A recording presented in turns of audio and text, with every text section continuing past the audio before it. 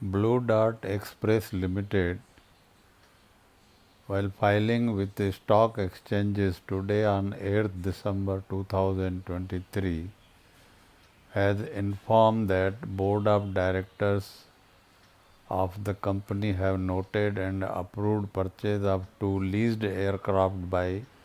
Blue Dart Aviation Ltd, a wholly owned subsidiary of the company, from DHL Aviation Netherlands BV,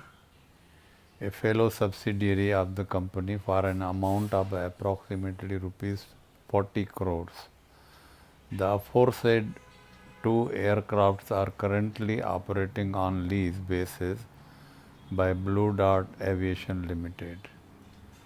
that is Blue Dart Express Ltd.